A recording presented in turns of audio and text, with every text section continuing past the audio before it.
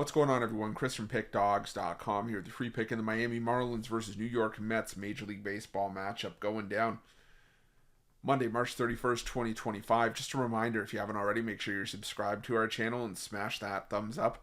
And if you're looking for my best bets, the games that I love, head to Pickdawgz.com.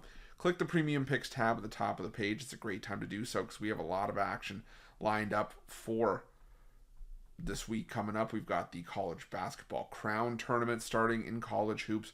We've got NBA on the board, NHL, and we've got full week of Major League Baseball action. So make sure that you jump on board. Remember to use the promo code PICK at checkout for 15% off your purchase.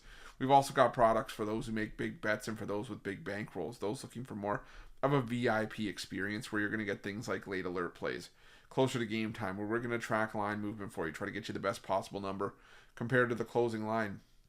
So if that sounds like something that you're interested in, text the number on the screen for more information and figure out if it's right for you.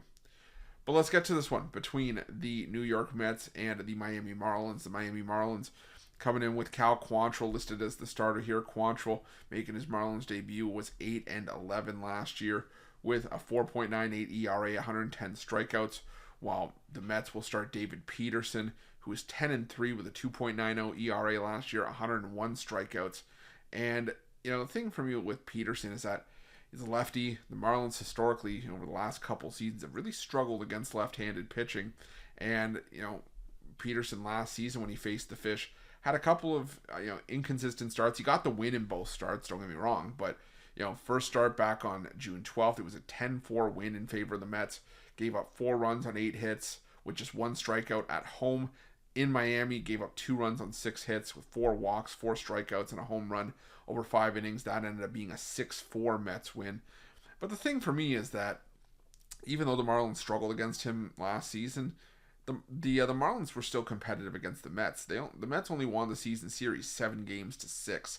And for a Mets team that, made their run deep into the playoffs, that was a little bit of a head scratcher for me because the Marlins were still one of the least effective offenses in baseball. Now, don't tell them that this season because the Marlins have found a way to win 3 walk-off games already this season in that 4-game set against the Pittsburgh Pirates. And, maybe the Marlins are going to be the cardiac kids this season. Maybe it's just early on they're like this. But for me, I really didn't love how this Mets offense looked in the opening series against the Houston Astros. They had scored 5 combined runs in the first 3 games of that series before, the series finale where, in the 3 games of that series before really falling short. And like I said, I just didn't love what I saw from the Mets there. I think that this is a decent Mets lineup, but realistically, the Mets are a team that I think is headed for some regression this season. I think they're going to be, falling back to the Mets of, every other season, where realistically this Mets team, if there's one thing you can follow with the Mets, is that they have one good year and they have one bad year. And it just seems like they alternate it every other year. And for me, this is just going to be the down year for the New York Mets.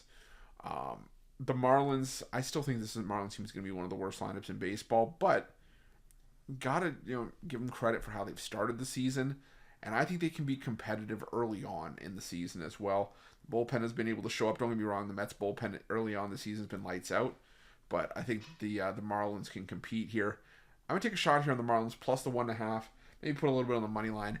The plus 1.5 for me though, for a team that's plus 145, it's only minus 105. So that's for me a decent price for the plus 1.5 here. So for me, it's a stronger play on the plus 1.5, but I'll also lean towards Marlins money line, and that's going to be my free pick. But just a reminder, if you haven't already, make sure you're subscribed to our channel and smash that thumbs up. And if you're looking for my best bets, you can find those at Pickdawgz Premium. While you're at Pickdawgz, check out our betting tools. They're 100% free. They're the best betting tools in the business and tools that you want to make sure that you have in your back pocket when you're making your best bets for the day's action. Thanks for watching. See you guys soon.